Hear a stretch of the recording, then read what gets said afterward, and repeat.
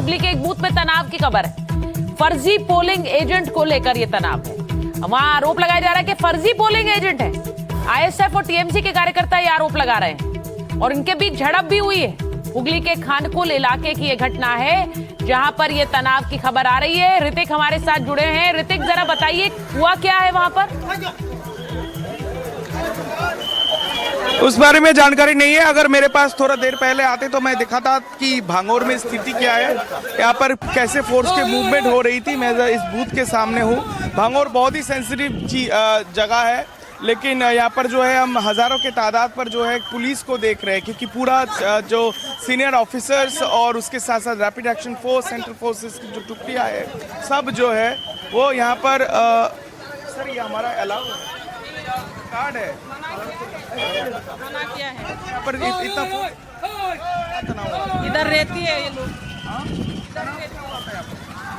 कोई तनाव नहीं है। तो देखिए इसी बूथ पर जो है भांगोर में थोड़ी देर पहले हमने देखा कि पुलिस की कार्रवाई हुई। यहाँ पर सीनियर ऑफिसर्स पहुंचे।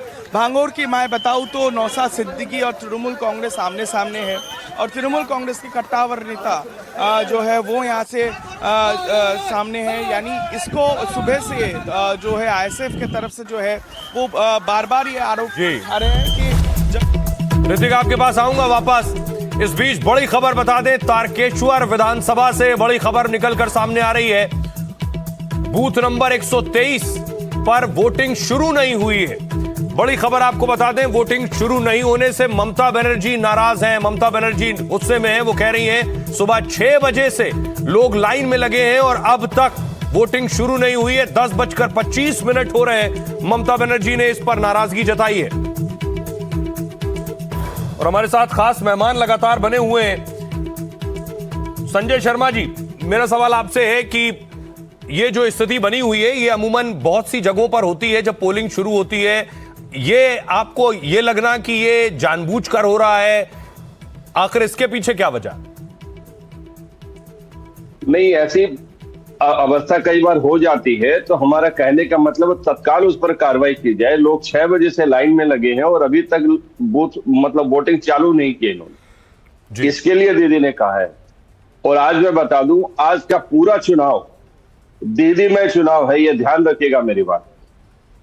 और सुबह से जो वोटिंग चल रही है 90% आज भी क्रॉस करेगी वोटिंग। मतदान का जो प्रतिशत है 90% क्रॉस करेगा। उस 90% 92, 93, 94% होगा। हमारा प्रतिशत इतना होगा कि 142 जो सीटों पर आज चुनाव है, इसमें 122 सीटें हम लेने वाले हैं। आप मेरी बातें नोट कर लीजिएगा। मतलब आप पिछली बार के नंबर के आसपास ही रह रहे हैं। पिछली बार 123 थे, इस बार 122 है। क्यों घटा दिया आपने? आसपास ही रहेंगे। एक हमने benefit of doubt Bharatiya Janata party को दे दिया और ये अभूतपूर्व चुनाव लग रहे हैं। पहली बार ऐसा लग रहा है कि सैन्य शासन के अंतर्गत चुनाव हो रहे हैं। पूरी तरीके से अर्धसैनिक बलों की तैनाती कर दी गई है। हमारे कार्यकर्ताओं के घर में रात रात को पुलिस जा रही है, धमका रही है। परसों भी, कल भी ये काम केंद्रीय बलों ने, चुनाव आयोग ने केंद्रीय बलों से खाया। केंद्रीय बलों का तो कोई दो जो ऑर्डर वो उन्हें ऑर्डर मेंटेन करने, ऑर्डर का संजय जी, लेकिन ऐसा होता नहीं है। अभी वोटिंग चल रही है और आप कह रहे हैं 142 में हम 122 जीतेंगे, यानी 20 हार रहे हैं। अभी आप कह रहे हैं, आपकी आवाज साफ नहीं आ रही। आपके पास आऊंगा, माफ कीजिएगा संजय जी। और इस बीच बड़ी खबर आ रही है कि अलग अलग जगह से जो वोटिंग परसेंटेज निकलकर सामने आ रहा है। संजय जी जैसा कह रहे हैं, खुद अभी टीएमसी का दावा है कि इस बार 90% क्रॉस करेंगे। कैनिंग ईस्ट से 18% से ज्यादा वोटिंग हुई है। डायमंड हार्बर में 17.31% वोटिंग हुई है। वहीं फाल्टा में 17.14% वोटिंग की खबर है और जादवपुर में 16.16% वोटिंग हुई है। तो ये जो आंकड़े हैं, और मुझे याद है कि पिछली बार यानी 23 तारीख को जब पहले चरण की वोटिंग थी तो ये आंकड़े कुछ ज्यादा थे सुबह 9 बजे तक। तो ये थोड़ी सी उस मुकाबले बनिस्बत पहला चरण थोड़ी सुस्त नजर आती है अभी। लेकिन मैं एक बार फिर कहूंगी कि पहले चरण को शायद पश्चिम बंगाल के लोग मात दे सकते हैं, क्योंकि अगर एक बूथ पर वोटिंग शुरू नहीं हुई और 6 बजे से लोग कतार में खड़े हुए हैं तो यही उनका वोटिंग के प्रति जज्बा दिखाता है। मैं एक बार जरा ये जरूर पूछूंगी, हर्षवर्धन जी जरा आपके पास आते हुए, मैंने शुरुआत में आपके पास वापस खबर आ गई थी बड़ी, लेकिन भवानीपुर का हम असेसमेंट कर रहे थे। भवानीपुर में 59,000 वोटों से जीती थी पिछली बार दीदी। अब इस बार 60,000 वोट एसआईआर में उस सीट पे घट गए। अब इसको लेकर भी बहुत सारे समीकरण बनाए जा रहे हैं। देखिए सुचेता जी, मुझे लगता है कि राजनीति में कुछ भी असंभव नहीं होता। ये बार बार हम लोग देख चुके हैं। सही बात। नई दिल्ली सीट पर शीला दीक्षित हारी, नई दिल्ली सीट पर अरविंद केजरीवाल हारे।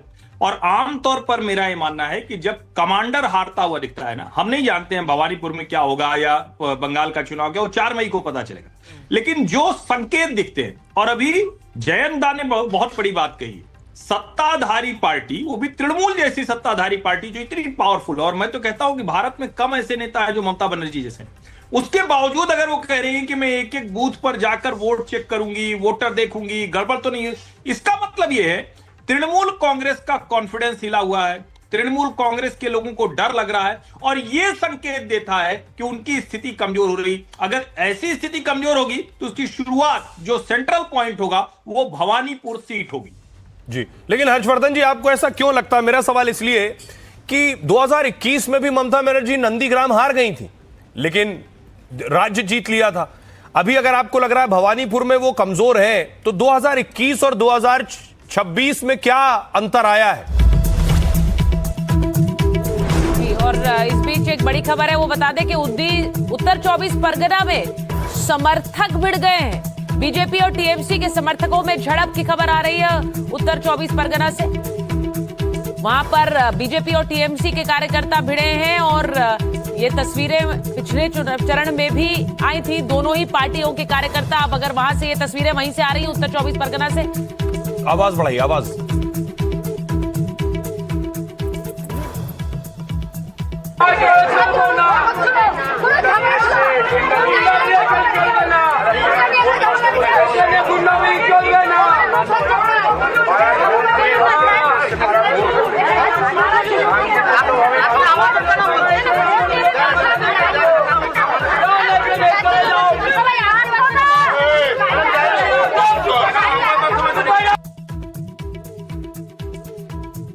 मनोज्ञा हमारे साथ जुड़ रही हैं वहां से। मनोज्ञा, कई जगहों से हमें खबर मिल रही है उत्तर 24 परगना में भी समर्थकों में भिड़ंत हो गई है। हमने देखा था पहले चरण में बहुत हिंसा भी हुई थी, बॉम्ब भी चले थे। अभी क्या हालात है वहां? देखिए, मैं आपको 2 बातें बता दूं। सबसे पहला तो ये कि इस बार बमबाजी और हिंसा की घटनाएं पहले चुनावों के मुकाबले नगण्य है। अगर करीब 20 भी नहीं है, जहां पर सैकड़ों हुआ करती थी, तो ये चुनाव आयोग की बहुत बड़ी सफलता है। उत्तर 24 परगना में काउंसलर्स भिड़ गए हैं। भारतीय जनता पार्टी और तृणमूल कांग्रेस के काउंसलर स्थानीय विधायक को जिताने के लिए लड़ चुके हैं। जगह जगह बूथ पर 2 जगह हिंसा की बातें आई हैं। पहला रत्ना देवनाथ, जो कि पानीहाटी से लड़ रही है, वहां पर बीजेपी और तृणमूल कांग्रेस समर्थकों में भिड़ंत हुई है। यही वो सीट है जो सबसे ज्यादा बोन ऑफ कंटेंशन है, क्योंकि रत्ना देवनाथ वो महिला हैं जिन्हें अभया की मां के तौर पर इस बार भारतीय जनता पार्टी ने उम्मीदवार बनाया है। लेकिन वहीं दूसरी ओर खानाकुल, अगर मैं हुगली की बात करूं, तो वहां पर भी लगातार कई इलाकों से हिंसा की घटनाएं और खबरें आ रही हैं। आईएसएफ पर हमला हुआ है, तो आईएसएफ बनाम तृणमूल कांग्रेस हुआ है, तो कुछ जगह पर बीजेपी बनाम तृणमूल कांग्रेस हुआ है। तारकेश्वर में, जहां पे बीजेपी ने संतूपान को टिकट दिया है और यह तृणमूल कांग्रेस की सीट रही है लगातार, यहाँ पर इस बार अभी एक बार फिर से खबर आ रही, करीब 800 बूथ वाले 800 वोटर वाले बूथ पर अभी तक पोलिंग की प्रक्रिया या तो स्लो चल रही है, और सुबह 9 बजे तक वहां पर पोलिंग शुरू नहीं हो पाई थी। दक्षिण 24 परगना से भी कमोवेश इसी तरह से जगह जगह से हिंसा की तस्वीरें आ रही हैं। हिंसा जिसे थमने का नाम नहीं लिया जा रहा था, ऐसा माना जा रहा था कि हिंसा इस बार शायद कम होगी या रुक जाएगी, ऐसा हो नहीं रहा है। उत्तर बंगाल में हालांकि ये बात जरूर कहना जरूरी होगा कि जिस तरह से उत्तर बंगाल में चुनाव हुए हैं, उन्हें बहुत ही शांतिपूर्ण तरीके से देखा जाएगा। हालांकि दक्षिण बंगाल में तृणमूल कांग्रेस का गढ़ है। हवा इतनी तेज चल रही है, ये अब हवा किधर बह रही है, क्योंकि वोटर इस हवा के बावजूद भी अपने घर से निकल रहा है। हवा किधर बह रही है, मनोज्ञा कह रही है। हर्षवर्धन, अगर आप अपने जवाब को पूरा कर लें, फिर हम दूसरे मेहमानों के पास जाएंगे। बाबा, आपके पास आएंगे? नहीं, देखिए, जी मुझे स्पष्ट तौर पर दिखता है कि भारतीय जनता पार्टी ने जो लंबे समय से एक कोशिश की थी ना, कि वो हिंदुओं को समझा पाए कि जो बांग्लादेशी घुसपैठिए हैं वो उनके लिए थ्रेट हैं, अभी अगर सिर्फ भवानीपुर कॉन्स्टिट्यूंसी की बात करें और इस दूसरे चरण की बात करें तो हम लोग ये देख रहे हैं 2021 में सिर्फ 18 सीटें थी, लेकिन भारतीय जनता पार्टी ने 28% वोट बढ़ा लिए थे 2021 में 2016 के मुकाबले।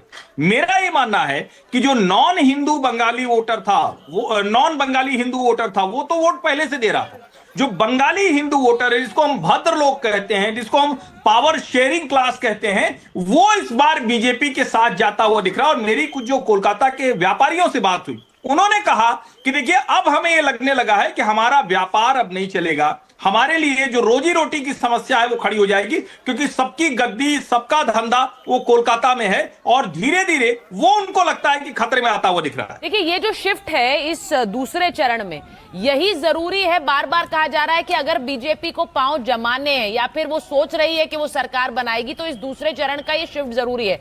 मैं एक बार मनोरंजन जी के पास जा रही हूं। मनोरंजन जी, ये जो दूसरा चरण है, इसमें कई पॉकेट्स हैं इन 7 जिलों में जो कि कंप्लीट टीएमसी फोल्ड माने जाते हैं। वहां पर कहा जाता है टीएमसी का ही सिक्का चलता है, लेकिन वो सिक्का इस बार पलटता हुआ कुछ दिखता है क्या? क्योंकि बीजेपी को यही आस है कि इन जिलों में तस्वीर बदलेगी, वो जो 102 सीटें जिस पर वो दूसरे नंबर पर थी, वहां से पहले पर आएगी। देखिए, दो बातें मैं जरूर बताना चाहूँगा। बीजेपी को यदि पावर में आना है तो इस फेज में उनको बहुत ही अच्छा करना पड़ेगा, मतलब बहुत ही अच्छा, मतलब बहुत बहुत अच्छा करना पड़ेगा, अदरवाइज जो है राह जो है मुश्किल हो जाएगी। ये जो दूसरा चरण है वो ममता बनर्जी का चरण है, टीएमसी का चरण है। और आपको बता दूं कि इस बार अंतर क्या हुआ है। एक तो आप एसआईआर का यदि आप जिक्र करते हैं तो एसआईआर में जो नाम कटे हैं, तो आप मुझे बताइए, मैं ऐसे बहुत सारे फैमिली वालों से मिला हूं जिसके परिवार में 10 लोग हैं, 5 के नाम कट गए, 5 बचे हैं। अब वो जो 5 आदमी है वो कितने गुस्से में है, वो किसको वोट करेगा? या फिर वो आदमी जो कि कागज पत्र के लिए बहुत परेशान हुआ, कईयों ने एकदम रोते रोते बताया हमें कि देखिए कागज के लिए तो इतना दौड़े हैं, इतना दौड़े हैं, तब जाकर के वोटर लिस्ट में नाम आया। तो इसलिए आप देखेंगे कि वोटिंग परसेंटेज भी बढ़ रहा है। हालांकि वोटिंग परसेंटेज तो करीब करीब उतना ही है यदि आप संख्या के लिहाज से देखें, क्योंकि वोट कट गए हैं इसलिए आपको लग रहा है कि बहुत ज़्यादा वोटिंग परसेंटेज है, लेकिन यहाँ भी 90 के ऊपर जाएगा वोटिंग परसेंटेज। महिलाओं की भागीदारी बढ़ रही है, उसका एक अपना रीजन है। क्या जो बात यहाँ पे हो रही थी कि क्या बंगाली हिंदू और नॉन बंगाली हिंदू, मैं आपको बता दूं भवानीपुर में बड़ी संख्या में गुजराती रहते हैं, यहाँ पे सिख समुदाय के लोग रहते हैं, यहाँ मारवाड़ी रहते हैं। भवानीपुर में बाबा का ढाबा मैं करने गया था, एक गुजराती जो खाखरा जलेबी की दुकान मुझे वहाँ दिख गई। मैं ताजुब हो गया कि बंगाल में हूँ कि गुजरात में हूँ। लेकिन ये सब होने के बावजूद मुझे लगता है कि बीजेपी को बहुत अच्छे परफॉर्मेंस की ज़रूरत है यदि बीजेपी को सरकार में आना है। 4 मई का इंतजार है।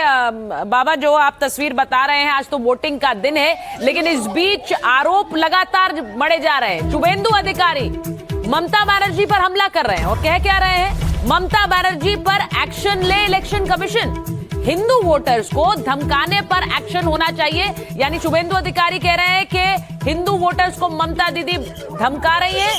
वो कह रहे हैं कि 30,000 वोटों से हारेंगी ममता।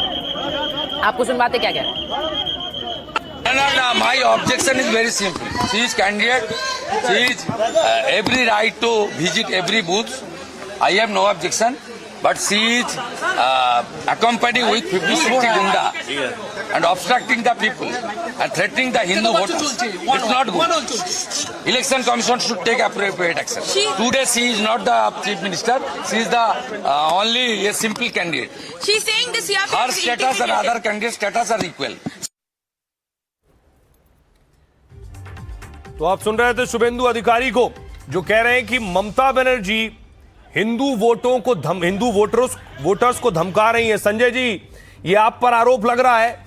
खुलकर शुभेंदु पहले कह चुके हैं एक बयान में कि मुझे हिंदुओं के वोट चाहिए। अब वो कह रहे हैं कि आपकी पार्टी और खासतौर से ममता बनर्जी का नाम लेकर कह रहे हैं आप हिंदुओं को धमका रहे हैं।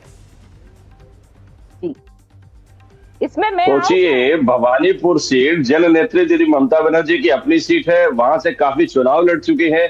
भवानीपुर में रहने वाले एक एक परिवार से उनका पारिवारिक रिश्ता है, घरों में आना जाना है, और ऐसी परिस्थिति में वो ये कह रहा है कि हिंदू वोटर्स को धमका रही हैं। इनके हाथ में कुछ नहीं है, वोटिंग बहुत शानदार हो रही है।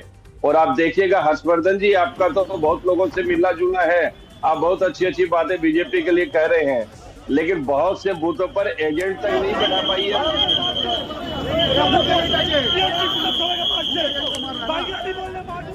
एजेंट तक नहीं है और ये बंगाल को जीतने का सपना देख रहे हैं। और अमित शाह जी जब कह गए कि चुनाव के बाद 2 महीने तक केंद्रीय रिजर्व बल, केंद्रीय अर्धसैनिक बल बंगाल में रहेंगे, इससे संकेत साफ है अमित शाह जी को खुद लगता है कि ये बार पार्लियामेंट इस बार नहीं हो सका, फिर वो अगले बार ट्राई करेंगे। ये हकीकत है। नहीं, और पर कहीं संजय जी दूर ये दूर तक बयान तो इसलिए भी क्योंकि उस बयान पे क्योंकि बहुत विवेचना हुई, बहुत असेसमेंट हुए, चर्चाएं हुई कि भाई पश्चिम बंगाल में एक वोटर के मन में एक डर है और उसी डर को निकालने के लिए वहां पर कई नियुक्तियां भी हुई हैं जिन पर आप लोग सवाल भी उठा रहे हैं। लेकिन जब आप सत्ता में आ ही रहे हैं 4 तारीख को, तो 2 महीने तक रिजर्व बल बंगाल में रहेंगे कहने की क्या आवश्यकता है? इसका मतलब ये है कि वो अपने कैडर का मनोबल बनाए रखना चाहते हैं। उनको दिख गया है कि बंगाल में हम दूर दूर तक सत्ता में आने वाले नहीं हैं। तो इसलिए हमारा कैडर जो जमीन पर काम करता है वो किसी भी प्रकार से बाहर न जाए और घर में न बैठ जाए और